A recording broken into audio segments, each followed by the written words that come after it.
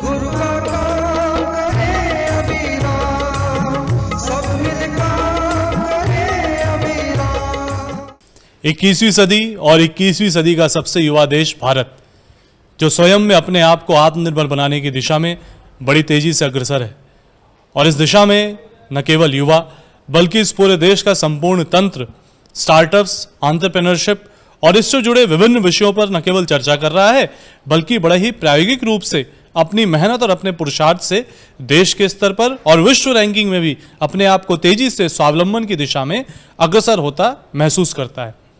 नमस्कार साथियों, शांति कुंज video YouTube channel के माध्यम से आज हम एक अत्यंत महत्वपूर्ण विषय लेकर के आप सबके सामने प्रस्तुत हैं। विषय है स्वावलंबन क्या है, स्वावलंबन के चिंतन को हम कैसे अपने अंदर विकसित करें, कैसे हमारे शिक्षा तंत्र में और कैसे परिवारों में बच्चों को बचपन से ही स्वावलंबी बनने की शिक्षा दी जाए ताकि आज के इस स्टार्टअप्स और एंटरप्रेन्योरशिप के दौर में वो बच्चे, वो युवा सफल हो सकें। और इस विषय पर चर्चा करने के लिए शांति कुंज से हम जुड़ रहे हैं एक ऐसे व्यक्तित्व के साथ जो युग ऋषि वेदमूर्ति तपोनिष्ठ पंडित श्री राम शर्मा आचार्य जी के इस स्वावलंबन आंदोलन से प्रभावित होकर 19 वर्ष की उम्र में सबसे पहली बार पूज्य गुरुवर से मिले, उनका दर्शन किया, उनके विचारों से प्रभावित हुए।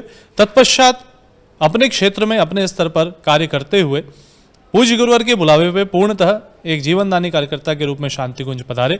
और शांति कुंज पधार कर उन्होंने, जैसा गुरुदेव और माता जी ने उन्हें आदेशित किया, मार्गदर्शित किया, स्वावलंबन आंदोलन के चिंतन को लेकर के बड़े ही व्यावहारिक ढंग से विगत 5 दशकों से अपनी सेवाएं जो शांति कुंज में दे रहे हैं, अखिल विश्व गायत्री परिवार के केंद्र में दे रहे हैं। और जिस स्वावलंबन कार्यशाला को अभी आप मेरे पीछे देख पा रहे हैं, इस स्वावलंबन कार्यशाला की शुरुआत एक छोटी सी मशीन और एक छोटे से कक्ष से हुई थी, जो आज इतने वृहद स्तर पर अपने स्तर पर कार्य कर रही है। हमारे साथ जुड़ रहे हैं आदरणीय श्री मोहनलाल गौतम जी। हम आपका स्वागत करते हैं और आज आपके साथ हम करने जा रहे हैं चर्चा, स्वावलंबन क्या है, स्वावलंबन की सोच हम कैसे विकसित करें और कैसे बच्चों और युवाओं को इससे जोड़ें।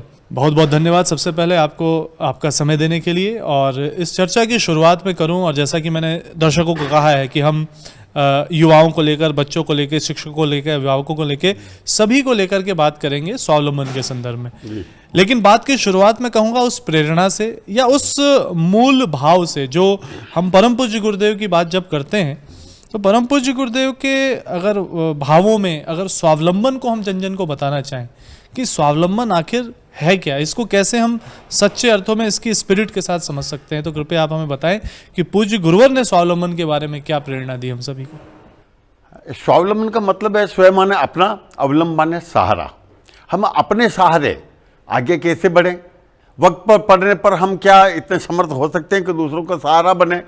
और जो आदमी अपने सहारे खड़ा होता है ना, वही सुखी होता है। दूसरों के सहारे खड़े होने वाला सुखी नहीं होता। मेरे ख्याल से ये मूल धारणा आपने जो बताई कि स्व का अवलंबन लेना, यानी खुद पे भरोसा रखना कि हम कर सकते हैं। और मेरे ख्याल से क्या गुरुदेव ने एक तरफ जो विचार क्रांति अभियान की शुरुआत की, उन्होंने स्वावलंबन आंदोलन की शुरुआत की, उस दृष्टि से क्या ये मूलभूत पहला एक चिंतन, एक विचार का बीज बचपन से डल जाना चाहिए कि भाई हम स्व का अवलंबन लें, हम अपने सहारे, अपने भरोसे या अपनी शक्ति के साथ आगे बढ़ें। विचारों की क्रांति जो है ये अपने आप में स्वावलंबन को लेकर के ही है। यदि हमें दूसरों के सहारे जीना है तो विचार करने की जरूरत क्या है, दुनिया अपने हिसाब से चलाते जाइए, चलती रहेगी और हमें कोई डंडा लेके घेरेगा, आगे से नकेल डाल के खींचेगा। लेकिन विचार क्रांति का मतलब ये है कि हम अपदीपो भव है, अपने प्रकाश में चले, कोई दूसरा प्रकाश हो या न हो। तुलसीदास जी ने तो बहुत सीधे शब्दों में समझाया है, पराधीन सपने हुई सुख नाही। जो पराधीन है, दूसरों के अवलंबित है, वो सपने में भी सुखी नहीं हो सकता। बात को पलट के भी कहा जा सकता है, जो सपने में भी पराधीन है वो भी सुखी नहीं हो सकता। अर्थात हम जागृत हो या स्वप्न में हो, स्वाधीन होना चाहिए। और यही स्वावलंबन का एक मूल है। और मेरे ख्याल से इसको अगर हम सच्चे अर्थों में समझें, क्योंकि आज शिक्षण व्यवस्था, शिक्षा प्रणाली हर स्तर पर बच्चों को स्वावलंबन सिखाना चाह रही है, लेकिन कहीं ना कहीं सबको ये समझना होगा कि इसके मूल में है वो स्वावलंबी चिंतन या स्वावलंबी विचार या स्वावलंबी सोच। तो मैं आपसे जानना चाहूँगा कि जीवन के किस पड़ाव में आपके अंदर इस सोच का विकास हुआ और क्या है वो एक ऐसी महत्वपूर्ण घटना जो जीवन में घटी और चीज़ें बहुत तेज़ी से इस दिशा में बढ़ चली। देखिए क्या है, एक बचपन का प्रसंग है। मैं 8वीं पढ़ता था और उस समय हम हमारे राजस्थान में आए दिन अकाल पड़ते रहते थे। उस समय भी अकाल की स्थितियां थी। पिताजी दमे के मरीज थे, तो ऐसी अवस्था में मेरी पढ़ाई छोड़ करके मुझे काम में लगाया गया। काम में लगाया गया तो लोग एक दिन काम कराते, दूसरे दिन नहीं कराते, चौथे दिन नहीं बुलाते, ये होता रहा। तो पिताजी ने एक बात समझाई, उनका देखो तुम काम अच्छा करोगे और अधिक करोगे, अपने सहारे अपने आप करोगे, बार बार दूसरों का सहारा कब तक लोगे? इसलिए तुम अपने सहारे क्या कर सकते हो, तुम अपने पास साधन है उससे क्या कर सकते हो, अपनी बुद्धि का दी बेस्ट उपयोग क्या कर सकते हो, तो तुम्हें हर कोई प्यार करेगा। और यदि तुम मतलब हर बात पूछ पूछ के करोगे तो बताने वाला 2 घंटे में चिढ़ जाएगा। इसलिए तुम जो भी इकट्ठा करो, चाहे तुम सामर्थ्य इकट्ठा करो, चाहे बुद्धि इकट्ठा करो, साधन इकट्ठा करो, अपने बल अगर इकट्ठा करोगे तो तुम्हें संतोष होगा। बाप दादाओं की संपत्ति से कब संतोष होता है? संतोष तो अपने हाथ की समर्थता से होता है। तो मेरे को बचपन में पिताजी ने ये जो पाठ पढ़ाया, उसके बाद मैं काम सीखा और सीखते सीखते आज इस पड़ाव पर पहुंचा हूं कि मैं शांति कुंज में अपने आप को मन में एक संतोष अनुभव करता हूं, अपने आप को सुखी अनुभव करता हूं। और मन में कभी कभी ऐसा भी लगता है कि यार बहुत अच्छा हुआ कि हम शांति कुंज चले आए, नहीं तो जाने जीवन कहाँ जाता, कहाँ क्या कर रहे होते। तो बहुत सारे क्षेत्र में एक आजीविका में हम स्वावलंबी हो गए थे, लेकिन केवल आजीविका में खड़े हो जाना स्वावलंबन नहीं है।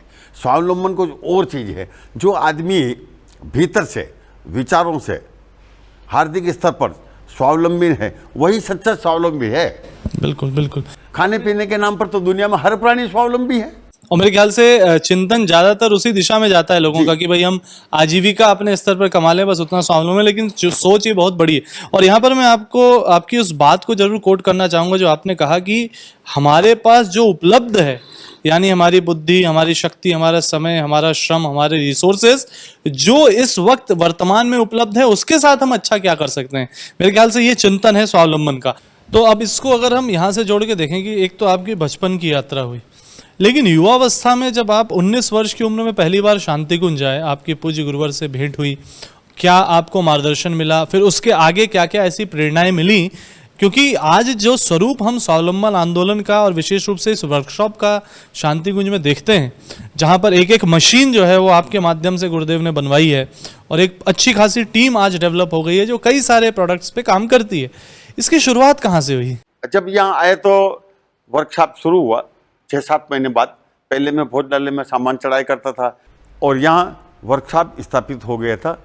छोटे छोटे 2-3 टूल लाने के लिए गुरुदेव ने कह दिया था। श्री श्याम प्रताप जी उन दिनों निर्माण विभाग देखते थे, उन्होंने मेरे सामान वगैरह मंगा दिए थे और मैं काम करने लगा। तो मूल काम हमारा लकड़ी को लेकर के रहा। मतलब जो पहले आप करते आए थे उसी काम को थोड़ा बहुत यहाँ के परिप्रेक्ष्य में जो हो सकता था आश्रम के हिसाब से करना शुरू किया गया। कारपेंट्री जी, ओनली कारपेंट्री से शुरू हुआ जी। दरअसल मैं इस बात को इसलिए हाईलाइट कर रहा हूँ क्योंकि ये जो कौशल है ये किसी भी रूप में, किसी भी उम्र में सीखा जाए, ये हमेशा कितना कार्य आता है और कितना आपके साथ चलता है, ये मेरे ख्याल से इससे बहुत अच्छा कुछ हम सीख सकते हैं। असल में कौशल जो है ना, कौशल 2 तरह से विकसित होता है। एक तो ये है कि हम काम को किस तरह से ले रहे हैं। लेने से मेरा मतलब है कि काम के साथ में हमारा संबंध क्या है जी। क्या हमने उसको अपना साख का विषय बनाया, प्रेस्टीज पॉइंट बनाया, क्या हमने हार जीत का मुद्दा बनाया, या हमने आजीविका का मुद्दा बनाया, आदि आदि चीज़ों को लेकर के जो हमारा काम के साथ बंधन होता है, लगाव होता है और काम और हम एक होने लगते हैं, इसके ऊपर हमारा कौशल विकसित होता है। मैं संगीत रूम में तबला बजा रहा था। हमारे यहाँ तेजवंत नाम का एक ठेकेदार हुआ करता था और टोलियाँ जाना थी 300, वो केशियो के बक्से बना रहा था। तो शास्त्री जी भाई साहब ने पूछा भाई हमारे उनका क्या हुआ, तो बोला साहब पॉलिश करना है और घिसाई चल रही है। तो मैंने कहा यार घिसाई हम कर देते हैं, तो बक्सा दे दो। तो बोलता है तबला बजाना और बात है और पॉलिश करना और बात है। वहाँ से मेरा वो भीतर वाला जो अहम भाव था ना, वो थोड़ा चपटा हुआ तो वो जाग गया। उस समय मेरा नाम मिट्ठू लाल था, घर का नाम मिट्ठू लाल।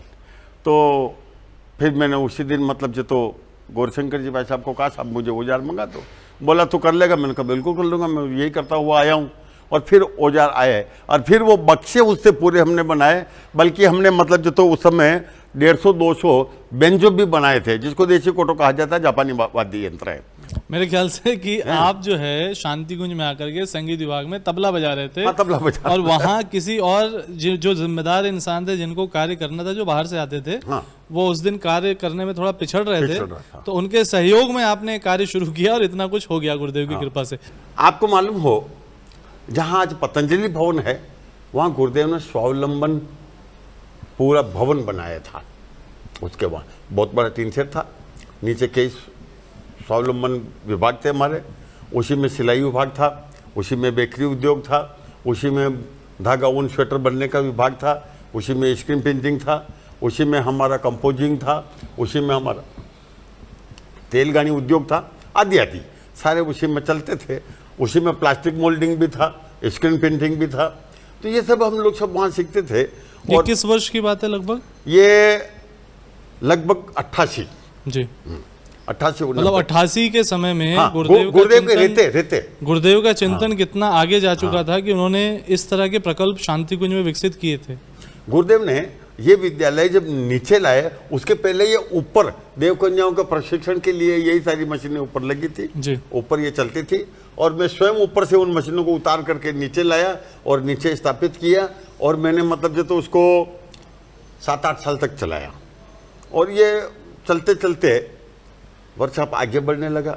अब यहाँ से अब हम उन युवाओं के लिए और उन बच्चों के लिए बात करना चाहेंगे, क्योंकि हम देखते हैं यहाँ से पीछे तक जो मशीन्स दिख रही हैं और जितनी अलग अलग टाइप की मशीन्स आपने बनाई हैं। पहले तो मैं चाहूँगा कि एक बार सबको ये पता चले कि सिर्फ डिग्री लेकर के ही शिल्प नहीं होते, बल्कि अगर अपने अंदर एक ललक हो, कौशल हो और गुरु का आशीर्वाद हो तो क्या क्या हो सकता है। तो मैं चाहूँगा पल भर में, यूँ तो आपने अनेकों मशीनें बनाई हैं, लेकिन कुछ जो याद आ रही हैं उनके बारे में बताइए कि कौन कौन सी मशीनें शुरुआती बनी और अभी तक किस किस तरह की मशीन्स हमारे पास हैं। देखिए, यहाँ आने के बाद जो जो आवश्यकता सामने आती गई त्यों त्यों हम मशीन बनाते गए। अच्छा, इस बात को मेरे को ऐसा लगता है जो आपने अभी वाक्य बोला ना, इंजीनियरिंग में या किसी भी जगह पर यही पढ़ाया जाता है कि भाई जो आवश्यकता है उसकी पूर्ति के लिए आप ये करो, लेकिन उसके लिए बाकायदा लोगों को ग्रेजुएशन, सर्टिफिकेट, डिप्लोमा पढ़ाया जाता है, फिर भी आउटकम उस रूप में नहीं दिखता। लेकिन आपके जीवन में इतना बड़ा ये प्रभावी रूप से हुआ, ये बड़ा निश्चित रूप से ध्यान योग्य बात है, क्योंकि आप जो ऐसा कह रहे थे। अब इसके आगे बताएं आपकी। दरअसल में क्या है, दो चीज़ें, हमारी इच्छा हो और उसकी कृपा हो जी, तो सब संभव है। मूल बात यहाँ है। और जो आप मशीन की कह रहे हैं, सबसे पहले मैंने मशीन बनाई थी पेपर फोल्डिंग जी। हमारे यहाँ जो वीरेश्वर सुबुद्धि है, उनके पास में हमारी ड्यूटी लगाई गई थी। पेपर मोड़ते थे, एक लकड़ी के टुकड़े से दबा दबा करके उसके अल्टर बनाते थे हैं। और आपके पिताजी कंपोजिंग में थे, तो उनके साथ भी हमको आए दिन वो पेपर वगैरह करने का काम पड़ता था। तो 2-4 दिन वो काम किया, मेरा मन उब गया। 800 पेपर कुल बनते दिन भर, तो हमसे तो 500 बनते थे, सुबुद्धि 800 बनाते थे, और वो हमारे टोली नायक थे। तो मैंने कहा यार ये मामला चलेगा नहीं, अपने मन में ऐसा लगा। फिर उसे एक राम सिंह वेल्डर था, उस राम सिंह वेल्डर से मैंने कहा तुम्हारी छोटी वाली मशीन दे दोगे क्या 2 साल? बोले ले लो भाई साहब। दे दिया था, तब मैं कारपेंटरी चालू कर दिया था। फिर मैंने पेपर फोल्डिंग मशीन बनाया, तो 2000 पेपर जमा देते थे, मशीन एक एक पेपर ले जाता था। एक वैक्यूम पंप लगाया था, वैसे तो बहुत महंगा आता है, लेकिन हमने साइकिल का फुट प्रेशर पंप होता है, उसको पलट मार वाशर मार दिया, वो हवा भरने के बजाय हवा खींचने लग गया, उल्टा हो गया। और उसी से हमने काम किया। तो वो वैक्यूम से एक एक पेपर ले जाता था, मशीन पेपर को मोड़ती थी, दबाती थी, प्रेस करती थी, और लगभग 6-7 हज़ार पेपर रोज का मोड़ देते थे। मृत्युंजय भाई साहब ने ये बात सुनी थी, तो वो देखने आए थे। उन दिनों वीडियो नहीं हुआ करते थे, कैमरे होते थे, कैमरे में फोटो खींच कर ले गए। और इस तरह से वो पहली मशीन बनी। वो पहली मशीन बनी, उसके बाद एक दिन मेरे मूड में आया, ऊपर में भोज लाने में सामान चढ़ाता था, तो सब्जी काटने में लकड़ी के उस पर लौकी रख दिया, बहन ऐसे काटती रहती थी। मैंने कहा यार इसको तो अपन सरलता से काट सकते हैं। मतलब ऑटोमेटेड करने की सोच आपके दिमाग में थी। वो यहाँ आने के बाद हुई। वो इस धरती का प्रभाव है कि तीर्थ क्षेत्र का प्रभाव है कि गुरुदेव कराना चाहते हैं। तो उसको वो उस काम को देख करके मेरे मन में, मैं यार सब्जी काटने का झंझट तो अपन निकाल सकते हैं। मैंने एक लकड़ी का डब्बा बनाया, ऊपर से लौकी रख दी, है इधर रख दिया उधर रख दिया। दो आदमी खींचते थे, एक डंडा लगा रखे थे, इधर खींचा तो लौकी को इधर धक्का देता था तो टुकड़े कट के हमने उसके झाली नुमा ऐसा ऐसा ब्लेड लगा दिए थे, इधर भी उधर भी। उसको दोनों तरफ धक्का देते थे तो उधर भी एक बाल्टी में गिरता था, इधर भी एक बाल्टी में गिरता था। लकड़ी का चौकोर डब्बा था, बीच में हम उसमें लौकियां खड़ी कर देते, ऐसे ऐसे दोनों आदमी लाते थे तो उधर भी बाल्टी में गिरता था। मतलब हम बात कर रहे हैं स्वावलंबन की और उसका बड़ा प्रायोगिक उदाहरण है कि आपको जो काम लग रहा था कि जो इंसान जिस काम को कर रहा है उसको मैं कैसे मशीन से करा लूं और उसको बना ही दूं सीधे। दूसरी बात कि आप नॉर्मल तेल इकट्ठा करने के बाद राधा नचाना चाहते हैं तो फिर भूल जाइएगा कि कोई राधा नाचने वाली मिलेगी, कोई देखने वाला मिलेगा, आप कभी सफल नहीं होते। आपके पास जो साधन है उस साधन में आपके सम्मुख जो काम है उसको आप कितना दिव्यस्त कर सकते हैं, यहाँ से आप चलेंगे तो रास्ते खुलेंगे। मेरे ख्याल से स्वावलंबन का बहुत बड़ा सूत्र आपने दिया है कि जो उपलब्ध साधन है और उससे आप तुरंत जो कर सकते हैं आप उसको करना शुरू करिए। ये इंतजार मत करिए या डिमांड्स मत रखिए कि हमें ये दीजिए तो हम ये करेंगे। नहीं देखो ही देने वाला मिलेगा ही नहीं। स्व का अवलंबन है, मतलब करिए। जो आपके पास में साधन है, जितना आपको आता है उतना आप मनोयोग पूर्वक करिए, आपको साथी भी मिलेगा, साधन देने वाला भी मिलेगा। अच्छा, इसमें कहीं मैं उन मशीनों की चर्चा आगे करेंगे, लेकिन बीच में चूंकि ये पॉइंट आया है, कहीं ऐसा तो नहीं होता कि जैसे हम देखते हैं अक्सर लोग क्या करते हैं कि उनके चूंकि मन के संकल्प में स्वावलंबन नहीं है या विचार में स्वावलंबन नहीं है तो अक्सर वो साधनों पे अटक जाते हैं। उन्हें लगता है कि हमें ये मिलता तो हम ये करते, जबकि स्वावलंबी सोच जैसा अभी आपने कहा कि मेरे ख्याल से मस्तिष्क में होना ही चाहिए कि हमें करना है या हमें खुद से करना है या हमें करके ही रहना है। तो मेरे ख्याल से इसकी बड़ी भूमिका है।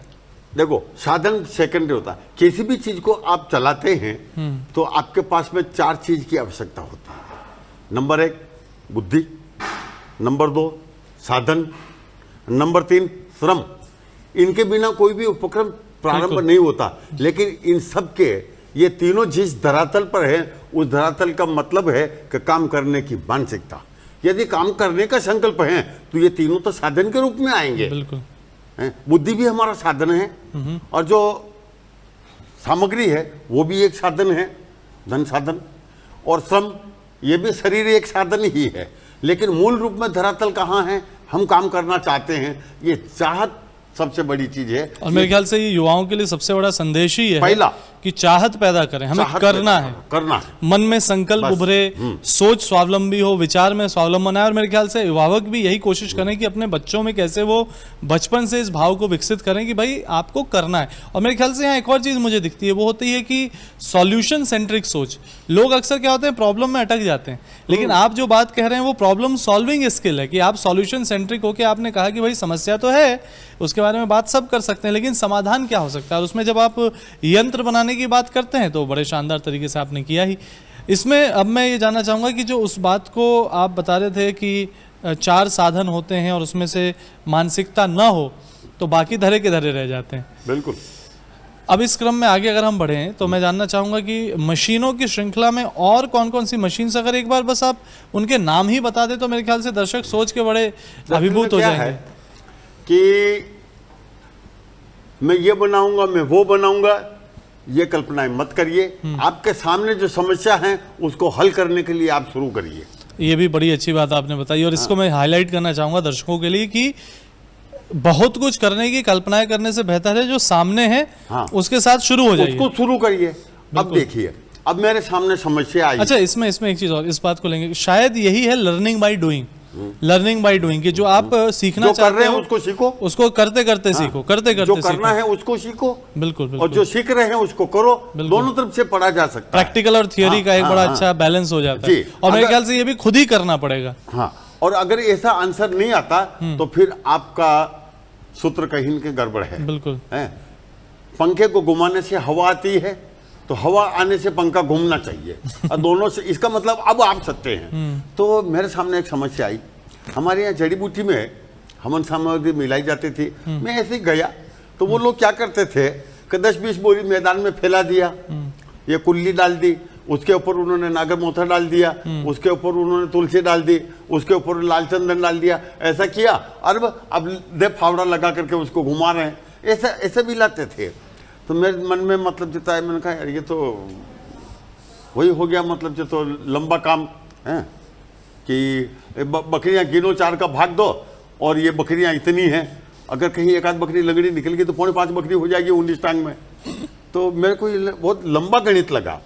तो फिर मैंने मतलब जो तो पहली बार मिक्सर बनाया, पता किया मिक्सर लेने के, भाई साहब को कहा तो गौरसंग जी मेरे को वहाँ ले गए अम्बाला, मिक्सर का पता किया 62,000, आज के 26-27 साल पहले 62,000 का था। भाई साहब को मैंने कहा भाई साहब अपने को नहीं लेना, अब तो 5-6 हज़ार में बना लेंगे। तो वो बोला 5-6 हज़ार में कैसे बन जाएगा। मैंने कहा वो वहाँ जाने के बाद मालूम पड़ेगा। यहाँ आए 7,500 में हमने मतलब जो तो मिक्सर चलाए, वो आज भी उसी कंडीशन में चल रहा है। फिर उस मिक्सर को, मशीन को मैंने ऑटोमेटिक किया व्यवस्था को कह करके, और वो चल पड़ा। उसके बाद में मैंने वहां पर एक वजन तोलने का मशीन बनाया, वो भी मतलब जो तो बिना किसी इलेक्ट्रॉनिक्स पार्ट के, सीधा सीधा मैकेनिकल लाइन से उनका काम उससे चल गया। डिश इंडिकेटर बनाया वहां के लिए, वो भी काफी दिन चला। हमारे अशोक तिवारी जी हुआ करते थे यहाँ ब्रह्मवर्चस्व में, काढ़ा बनाया करते थे, पिलाया करते थे, अभी भी बन रहा है, उनके लिए डिश इंडिकेटर बनाया। हमारी कार्यशाला में हवन कुंड बनाने का काम प्रारंभ हुआ। हवन कुंड बनाने का काम प्रारंभ हुआ तो हमने सीट बेंडर बनाया, मैकला मोल्डिंग के लिए बनाया। ये मशीन आप देख रहे हो, ये मशीन ऑटोमेटिक एक पीस को उठा करके ले जाती है और उसको 3 स्टेप में मोड़ती है। जो अब हवन कुंड के मैकला बनाते हैं, पहले हम मतलब हथौड़ी से बनाते थे, मोड़ते थे, टोकते थे, आदि आदि ये बनाया। उसके बाद हमने मतलब जो तो हैंडल बनाने की ये मशीन बनाया। हम इधर से पत्ती लगाते हैं, ये रोलर दोनों कॉलर को भीतर मोड़ते हैं, उधर वाला पार्ट इसको हैंडल की आकृति देता है और उसको काट देता है, ये काम करता है। उसके बगल वाली मशीन है वो प्रेशर मशीन है, प्रेस देती है, जिसमें हम कई प्रकार के शीट के, कॉपर के, लोहे के मोल्ड मोड़ते हैं। इस तरह से मैं ये मशीन बनाई। एक बार मतलब जो तो कैंटीन गए तो वो लिया चाकू और ब्रेड काट रहा था। मैंने कहा यह तो लंबा काम है यार। फिर मैंने उनके लिए भी एक ब्रेड कटर बनाया। फिर बोले कि स्टैंड बाई में हमको एक और चाहिए, फिर दूसरा बनाया। आज भी चल रहा है उनके वहाँ, आज भी वो ब्रेड कटर चल रहे हैं। फिर हमने अपने यहाँ पर अन्य और भी मशीनें हैं पीछे, हमने कटर मशीन बनाया, ये वुड कटर बनाया है, हमने आयरन कटर बनाया, ये रोटरी कटर है शीट काटने का, ये बनाया। खराद मशीनें बनाई ऑटोमेटिक, हमने ये पेपर ग्राइंडर बनाए जो आप देख रहे हैं। ये वो काम को मतलब जो तो बहुत मतलब जितने भी काम जो थे उसको कैसे हम सरल करें और इफेक्टिव बनाएं, कॉस्ट इफेक्टिव हो। और इसमें मेरे ख्याल से जैसा आप बताने शुरू से कि मैकेनिकल था, उसको आपने थोड़ा सा इलेक्ट्रिकल किया, और अब जानकारी जो मिलती है कि आप इलेक्ट्रॉनिक्स की ओर भी बढ़ चुके हैं। इलेक्ट्रॉनिक्स का भी किया, ये फुट प्रेस की डाई बनाई। फिर एक दिन क्या हुआ, गुरुदेव के कमरे में हमने मतलब एक छोटा सा आइटम देखा जिसमें नीचे एलईडी लगे हुए हैं और गायत्री मंत्र लिखा हुआ, मेरे को बहुत सुंदर लगा। उसका प्राइस पूछा तो 2,500 बताया। मैंने कहा यार 2,500 तो इसमें पैसा रख के तोलेंगे तो भी पैसा भारी पड़ेगा, ये हल्का होगा। फिर हमने उसको बनाने का सोचा तो मैंने मतलब जो तो एक डुप्लीकेटर बनाया। मैं कल उसी दिन श्रवण आ गया था बेटा, बोला बापू इसको तो हम मतलब जो तो कंप्यूटर से चला सकते हैं। तो यानी कि मैकेनिकल से इलेक्ट्रिकल की ओर, और इलेक्ट्रिकल से ये जो जुगलबंदी थी इलेक्ट्रॉनिक्स के लिए थी। दोनों बाप बेटों ने फिर वो सीएनसी मशीन को खड़ा किया। मैंने उसका सारा मैकेनिकल पार्ट बनाया, उसने इलेक्ट्रॉनिक्स लगाए और उस मशीन को हमने 3 साल तक चलाया। 3 साल तक चलाया, फिर वो कम पड़ने लगा तो फिर हम दूसरी मशीन खरीदे। हमारे पास 2 लेजर मशीन है जी, लेकिन वो हमारा सीएनसी अभी भी पड़ा हुआ है, पेंट तक नहीं किया इस मशीन को, अभी भी वो चालू कंडीशन में पड़ा हुआ है। अच्छा, और अभी आप बता रहे थे इलेक्ट्रॉनिक्स वाली बात, जो इलेक्ट्रॉनिक्स मैकेनिकल से इलेक्ट्रिकल इलेक्ट्रॉनिक्स पे आप आ चुके थे कि कैसे आपने एक्रेलिक को बनाने के लिए कंप्यूटर के साथ जुड़ के। अभी आपके ताजा हाल बात बताता हूँ जी। अभी हमारे यहाँ घर कुंभ घर हरिद्वार की योजना चल रही है। रोज हम मतलब जो तो टैंकर भर करके ला रहे हैं और यहाँ गंगाजली भरी जा रही है प्लास्टिक की। जी। तो मैंने भी कई दिनों तक भरा, प्रोजेक्ट को चालू करवाया, स्टिकर लगाने 3 दिन तक बैठा। तो मेरे को वो स्टिकर लगाने जो पड़े ना उनके गंगाजली को, वहाँ से मैंने कहा यार ये तो लंबा काम है, ये तो मशीन से होना चाहिए। फिर मैंने मतलब जो तो एक प्लास्टिक का मशीन बनाया, एक्रेलिक पर डिजाइन किया, एक्रेलिक के पार्ट बनाए, अभी वो चल रही है और वो 1 घंटे का लगभग 25,000 30,000 पीस निकाल देती है चिपकाने में, तो वो बहुत अच्छे आउटपुट में चल रही है। कल उसको चला दिए हैं। तो मेरा कहने का मतलब ये है कि मैं सभी उन लोगों से कहना चाहता हूँ जो इधर उधर हाथ पांव मारते हैं कि कोई हमारी सहायता करेगा, कोई हमारे को ऊंचा खींचेगा, कोई हमें पुल करेगा, कोई पुश करेगा। ये चीज़ नहीं है और ऐसा कहीं कुछ नहीं होगा। जब भी कभी होगा आप अपने पांव पर खड़ा होंगे, अपने मानसिक संकल्प को मजबूत करेंगे। ये मुझे करना है, मैं कर सकता हूँ, मुझे करना है, मैं कर सकता हूँ। जब तक इसको प्रेस्टीज पॉइंट बना करके आदमी नहीं चलेगा, तब तक न स्वावलंबी होगा और न वो समर्थ होगा, न आगे बढ़ पाएगा, कुछ नहीं कर पाएगा। वो वही करेगा जो MA BA BCom करने के बाद जब अपने कॉलेज से निकलते तो कहते हैं मुझे बेरोजगारी का भत्ता दो, नहीं तो तुम्हारी मोटर का कान फोड़ूंगा। वो करेगा। और परावलंबन सोच में होता है और स्वावलंबन वो है कि जो है जैसा है जितना है वहां से हमें कुछ करना है के भाव से।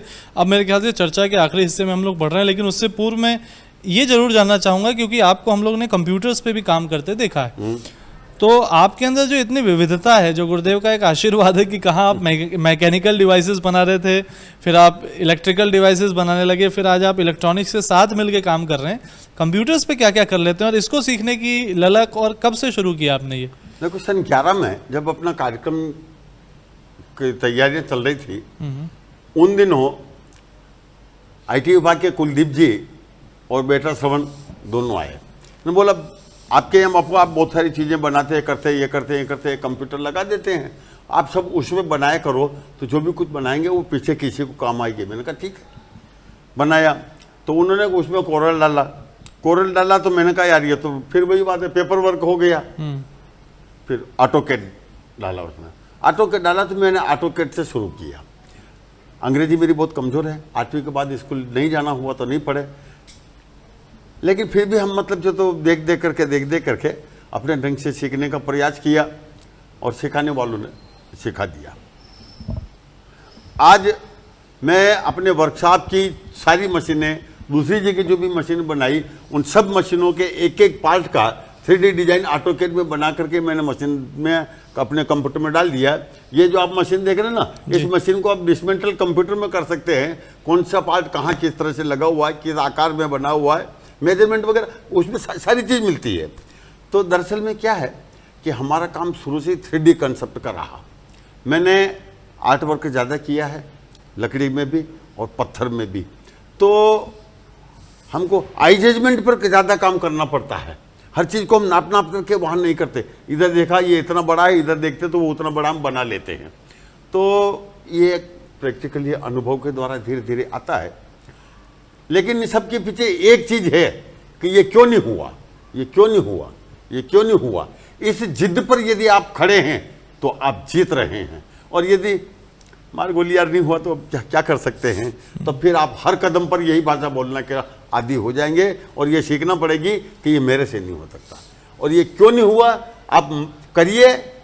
ये वो एक लड़ाई है और आप ये भाव से लड़िए कि ये मुझे जीतना है। मेरे ख्याल से ये आपने यहाँ एक चीज़ और भी बताई कि उम्र के किसी भी पड़ाव में हो, लेकिन सीखने की ललक, जूझने की ललक और समस्या को समाधान की दिशा में ले जाने की ललक अगर हमारे अंदर है तो हम लगातार प्रयास से बहुत कुछ कर सकते हैं। मेरे ख्याल से आपके द्वारा गुरुदेव ने इतना कुछ कराया है जिस पे अगर हम चर्चा करने बैठे हैं तो बहुत कुछ है, और जिसको हम अगले एपिसोड्स में किसी न किसी रूप में कवर करेंगे। लेकिन चर्चा के अंत में अब मैं आपसे युवाओं के लिए, बच्चों के लिए, अभिभावकों के लिए, शिक्षकों के लिए और एक सामान्य इंसान के लिए कुछ टिप्स चाहूँगा कि जो आपने महसूस किया कि इन चीज़ों को जीवनचर्या का अगर हिस्सा बना लिया जाए तो निश्चित ही स्वावलंबन और आज जो स्टार्टअप्स और एंटरप्रेन्योरशिप की तरफ युवा पीढ़ी जा रही है उस दिशा में उनको बहुत सहयोग मिल सकता है। कुछ टिप्स या कुछ बातें जो आप फिर से कहना चाहेंगे? मैं अपने काम करने की जो आदत, अनुभव, संस्कार रहे उसको बांटना चाहूँगा कि मैंने काम को अपने से अलग कभी नहीं माना। काम को अपने से अलग न माना। ये यदि आप मोहनलाल का परिचय पूछते हो तो मोहनलाल का परिचय मोहनलाल का काम देगा, मोहनलाल नहीं देगा। काम से पहचान, काम ही मेरा परिचय है। तो मतलब ये दोनों चीजें गजब हो गई। पहला कि काम से अलग ना हो, पहला। दूसरा, काम आपकी पहचान बने। काम से आपकी एक रूपता है कि नहीं, ये काम यदि आपसे अलग है तो फिर मतलब ये काम आपका परिचय नहीं देगा।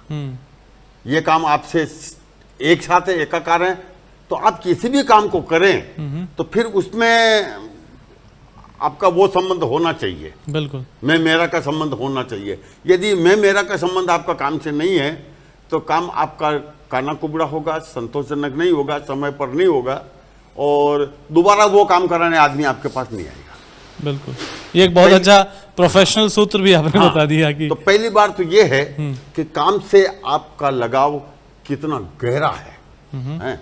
और मान लो उसमें कोई दिक्कत आ रही है तो दिक्कत तो आएगी, और यदि दिक्कत नहीं आ रही है तो हर कोई कर लेता। आपके पास मोहनलाल को ढूंढने की जरूरत क्यों थी? इसलिए कि 10 आदमी को दिक्कत आ रही तब 11वीं बार में मोहनलाल याद आया, शायद वही करे। इस शायद को निकालना आपके हाथ में है। सामने वाला इस उम्मीद से आया मतलब है, योग्य बनिए, क्षमता का विकास कीजिए, कौशल का विकास कीजिए, ताकि आप समस्या में अटके लोगों के लिए समाधान बन सकें। विश्वास दूसरी बार में बनता है, बिल्कुल पहली बार में संदेह रहता है, जी। शायद मेरा काम ये बढ़िया कर देगा। आपने कर दिया तो दोबारा वो विश्वास पूर्वक आएगा, लेकिन पहली बार शायद में आता है। उस शायद को विश्वास में बदलना जिम्मेदारी आपकी।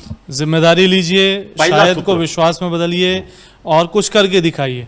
इसके अलावा कुछ और बातें जो आप चाहेंगे कि बताएं? और लाभ लोभ की दृष्टि से यदि आप काम करते हैं तो आपके क्वालिटी में और बात होगी, और आप काम को साख का साधन मान करके, साख का माध्यम मान करके करते हैं तो बात और होगी। यदि आपने साख को जिंदा रखा तो आज की हानि कल पूर्ति हो सकती है, लेकिन आपने आज के लाभ को जिंदा रखा और साख चली गई तो कल लाभ नहीं है, ये निश्चित है। मेरे कल हानि है। ख्याल से जो मैनेजमेंट में ब्रांडिंग के बारे में लोग सीखते सिखाते हैं, ये बड़ा एंशिएंट वैल्यू सिस्टम की बात आपने बताई है, और यही वो मूल्य हैं, संस्कृति और संस्कार हैं जो हम सबको सदैव से जीवित रखे हैं और बड़े सृजनात्मक तरीके से हमसे बहुत कुछ कराते हैं।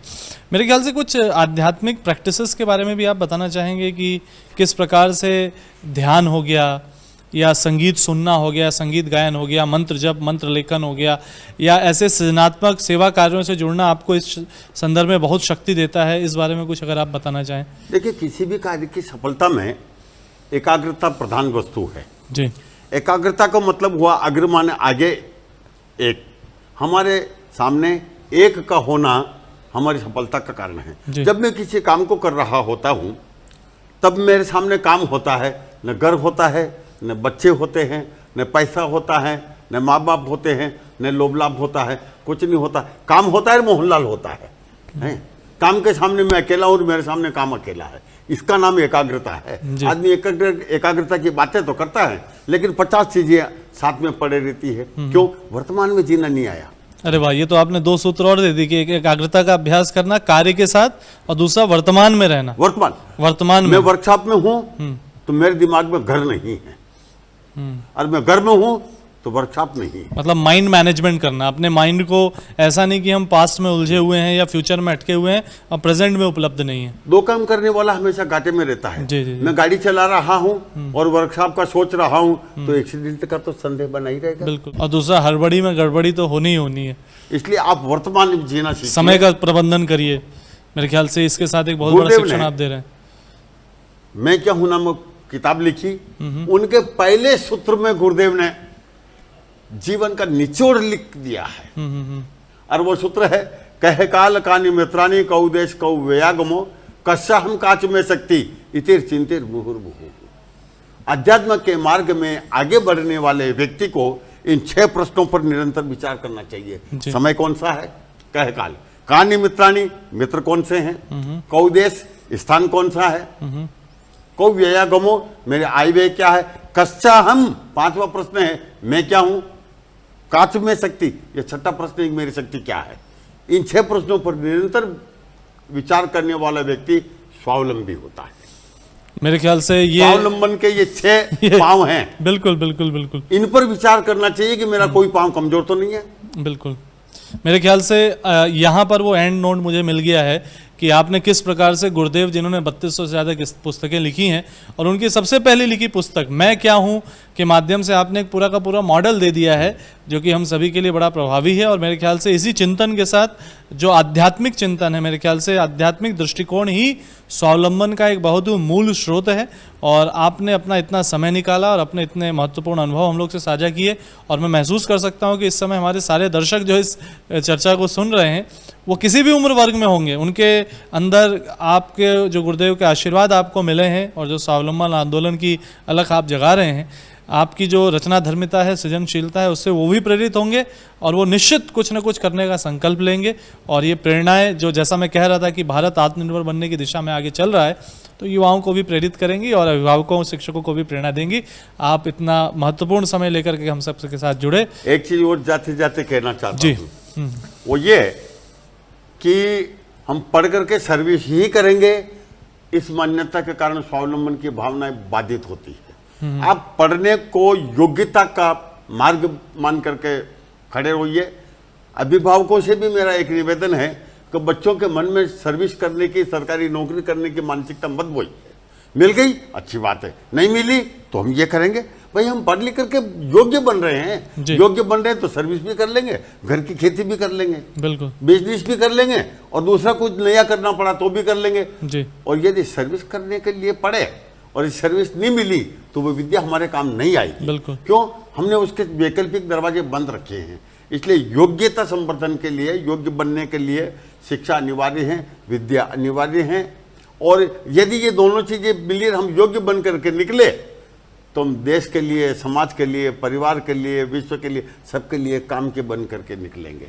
बिल्कुल। और यदि हम किसी पर्टिकुलर एक ही विंडो को देख करके कि मुझे तो इसी में पास होना है और वो खिड़की बंद हो गई तो दूसरी तरफ जाने का आपकी मानसिकता ही नहीं है, ये बहुत बड़ी हमारी मतलब जो तो फेल होने का प्रमाण पत्र हो जाएगा। इसलिए हमको योग्य बनना चाहिए, योग्य बनाना चाहिए, ताकि काम कुछ भी हो, जो भी काम होगा वो किया जाएगा। बिल्कुल, कोई भी काम छोटा नहीं है और श्रम की बड़ी महत्व है। चाहिए हर काम में योग्यता चाहिए, हर एक काम में बुद्धि चाहिए और डिग्निटी ऑफ लेबर जिसको हम कहते हैं कि श्रम की अपनी महत्ता है और उसको अभ्यास के माध्यम से ही हासिल किया जा सकता है। इसलिए काम को छोटा बड़ा न माना जाए, काम को मन लगा करके किया जाए, वर्शिप की भावना से किया जाए तो वही कर्मयोग हो जाएगा, वही कर्मयोग और उसका फल भी बड़ा शानदार मिलेगा। फिर उसका जो फल आएगा वो सबके लिए स्वादिष्ट होगा। और मेरे ख्याल से आज की ये जो चर्चा है ये अभिभावकों के लिए, शिक्षकों के लिए, छोटे छोटे बच्चों के लिए, युवाओं के लिए, वृद्धों के लिए, सभी उम्र वर्ग के लोगों के लिए बड़ी प्रासंगिक है, क्योंकि एक्चुअली वो जीवन है जिसको हम आध्यात्मिक जीवन कहते हैं, जहां आप हर पल सीखने को तैयार हैं, हर पल ग्रो करने को तैयार हैं। तो मैं आपका बहुत बहुत धन्यवाद देता हूँ, आपने इतना महत्वपूर्ण समय निकाला और हम सभी दर्शकों को बहुत कुछ मूल्यवान आपने दिया है। और उसमें जो आपने इस बात का जिक्र किया कि परम पूज्य गुरुदेव के साहित्य के निरंतर स्वाध्याय ने और सत्संग ने आपको विशेष रूप से एक शक्ति दी है, तो निश्चित रूप से क्रम भी सब अपनाएंगे। आपका एक बार फिर से बहुत बहुत धन्यवाद। Thank you very much. धन्यवाद। बहुत बहुत धन्यवाद। दर्शकों, आज की स्वावलंबन के विषय पर की गई यह चर्चा निश्चित ही जीवन के प्रायोगिक उदाहरणों एवं शिक्षणों के माध्यम से आप सभी के लिए अत्यंत प्रभावी रही होगी। और मैं आपसे ये कहना चाहूँगा कि युग ऋषि वेदमूर्ति तपोनिष्ठ पंडित श्री राम शर्मा आचार्य जी, जिन्होंने धर्म का वैज्ञानिक आध्यात्मिक प्रतिपादन किया और उनके द्वारा सृजित जो 3200 से ज़्यादा पुस्तकें हैं जो हमारी वेबसाइट www.awgp.org पर भी उपलब्ध हैं, और विविध रूपों में आप इसे हमारे मोबाइल एप्लीकेशन AWGP लिटरेचर के माध्यम से भी अभी तत्काल अपने स्मार्टफोन पर डाउनलोड कर सकते हैं। आप इन साहित्यों से जुड़ें, इसका स्वाध्याय करें। शांति कुंज वीडियो यूट्यूब चैनल के माध्यम से ऐसे ही विभिन्न रचनात्मक विषयों पर और इसके मूल में जो फॉर्मूला है वो क्या है, कैसे वो काम करते हैं, इस विषय पर थोड़ा सा चीज़ों को सुना करें। निश्चित ही आप ये समझ सकते हैं कि जीवन के मूलभूत शिक्षण यदि हम जीवन में अपनाएंगे तो इस देश को आत्मनिर्भर बनने के लिए सबसे पहले हमें आत्मनिर्भर बनना होगा। हम स्वयं आत्मनिर्भर बने और हम औरों को अपने जीवन के उदाहरण से प्रेरित करें। शांति कुंज के माध्यम से यह स्वावलंबन की प्रेरणाएं जन जन को सदैव से दी जा रही हैं। साथ ही साथ देव संस्कृति विश्वविद्यालय में भी स्वावलंबन से जुड़े, सस्टेनेबल डेवलपमेंट से जुड़े, रूरल स्टडीज से जुड़े विभिन्न प्रकल्प हैं जिनको आप अवश्य विजिट करें और किसी न किसी रूप में वहाँ से short term, long term programmes, modular programmes, distance programmes और ट्रेनिंग प्रोग्राम से जुड़ करके उसका लाभ लें। यह स्वावलंबी सोच और स्वावलंबी चिंतन हम सभी की विकसित हो और देश स्वावलंबी बने, आगे बढ़े। ऐसी ही शुभकामनाओं के साथ आपका एक बार पुनः से धन्यवाद। यह चर्चा आप शांति कुंज वीडियो यूट्यूब चैनल के माध्यम से सुन रहे थे। इसी प्रकार की और रचनात्मक चर्चाओं और अखिल विश्व गायत्री परिवार से जुड़ी विभिन्न अपडेट्स और जानकारियों को प्राप्त करने के लिए आप तत्काल शांति कुंज वीडियो यूट्यूब चैनल को सब्सक्राइब कर लें और बेल आइकन अवश्य दबा लें, ताकि भविष्य में भी आपको ऐसी रचनात्मक चर्चाएं सुनने को मिले। साथ ही साथ आप हमारे डिफरेंट सोशल मीडिया प्लेटफॉर्म्स पर AWGP ऑफिशियल हैंडल को सब्सक्राइब कर लें, उससे जुड़ जाएं और इस टॉक को ज़्यादा से ज़्यादा लोगों तक शेयर करें, ताकि ज़्यादा से ज़्यादा लोग इसका लाभ ले पाएँ। आप सबने अपना महत्वपूर्ण समय दिया, इसके लिए आपका बहुत बहुत धन्यवाद।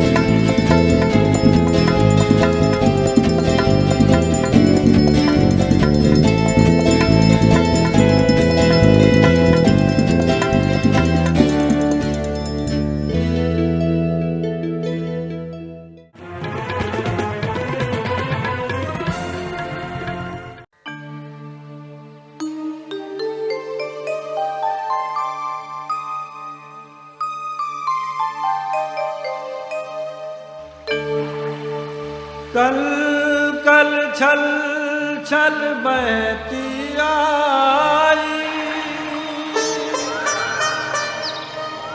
यह पावन गंगा की धारा जन जन तक पहुँचाए हम सब। है पवित्र यह कर्म हमारा, है पवित्र यह कर्म हमारा।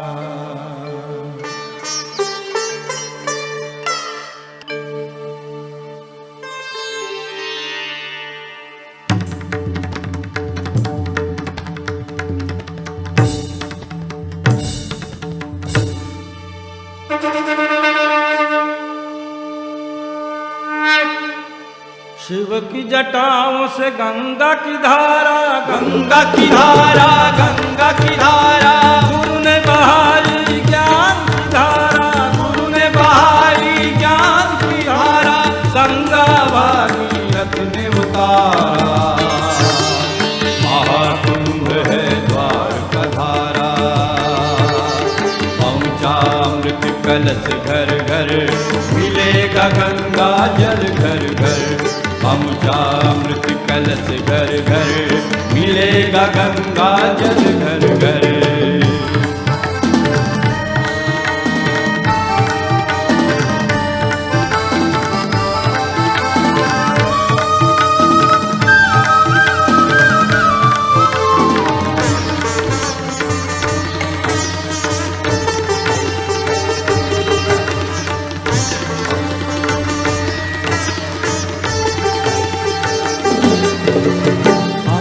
समय चरणामृत लेकर जीव मुक्त हो जाता है।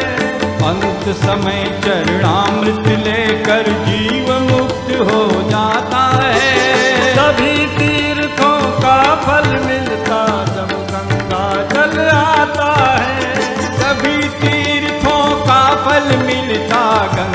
जल जब आता है।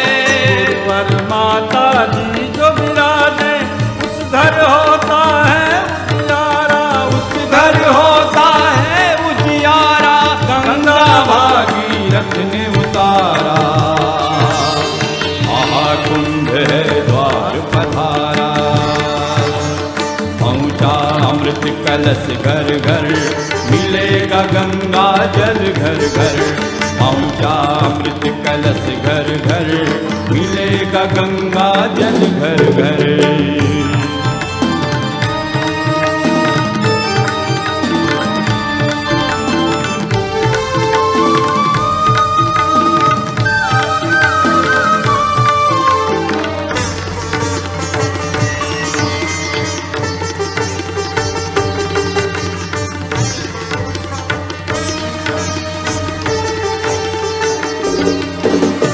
कई वर्षों के बाद है ऐसा पावन शुभ अवसर ये आया। कई वर्षों के बाद है ऐसा पावन शुभ अवसर ये आया। लेकर शक्ति सप्तऋषियों दिव्य कलश हर घर में आया। लेकर शक्ति सप्तऋषियों की दिव्य कलश यह घर में आया। गुरुवर की यह ज्ञान की धारा, राष्ट्र बने यह सबसे न्यारा। राष्ट्र बने यह सबसे न्यारा। गंगा भागीरथ ने उतारा, महाकुंभ है द्वार पधारा। पहुँचा अमृत कलश घर घर, मिलेगा गंगा जल घर घर। पहुँचा अमृत कलश घर घर, मिलेगा गंगा जल घर घर।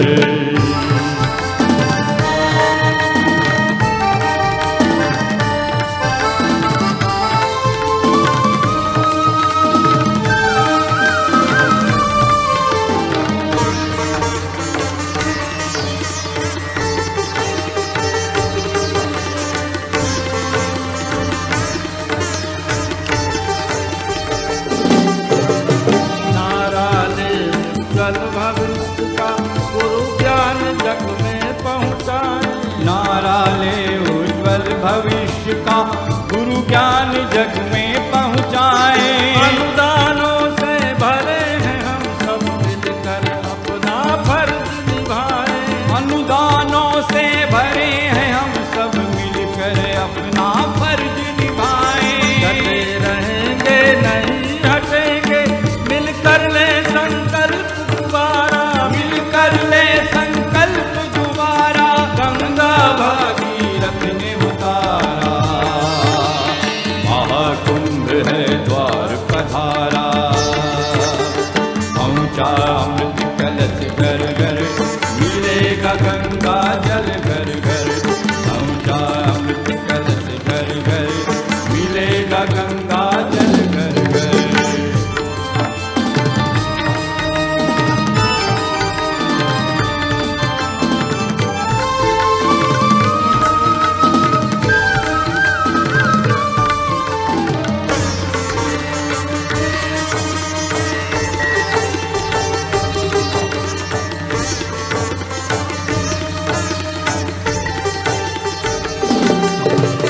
दिव्य हिमालय के ऋषियों का शुभ आशीष कलश में समाया। दिव्य हिमालय के ऋषियों का शुभ आशीष कलश में समाया। गुरुवर और माता जी का शुभ प्यार से इस कलश में आया। गुरुवर और माता जी का शुभ प्यार इसने इस कलश में आया। हर घर यज्ञ मंत्र गायत्री बन जाए घर स्वर्ग हमारा। घर बन जाए स्वर्ग हमारा। गंगा भागीरथ ने उतारा, महाकुंभ है द्वार पधारा। शिव की जटाओं से गंगा की धारा, गंगा की धारा, गंगा की धारा। गुरु ने बहाई ज्ञान की धारा, गुरु ने बहाई ज्ञान की धारा। गंगा भागीरथ ने उतारा, महाकुंभ है द्वार पधारा।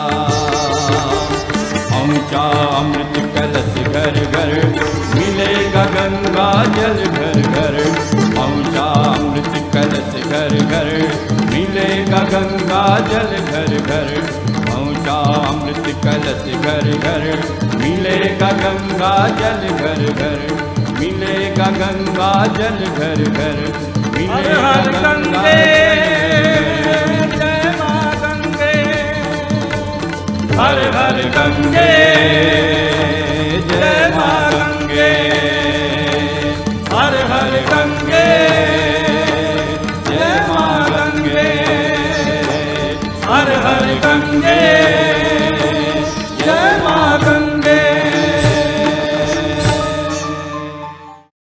हमारे YouTube चैनल शांति कुंज वीडियो गायत्री परिवार को सब्सक्राइब करें एवं बेल आइकन जरूर दबाएं ताकि गायत्री परिवार की विभिन्न गतिविधियों की जानकारी आपको मिलती रहे।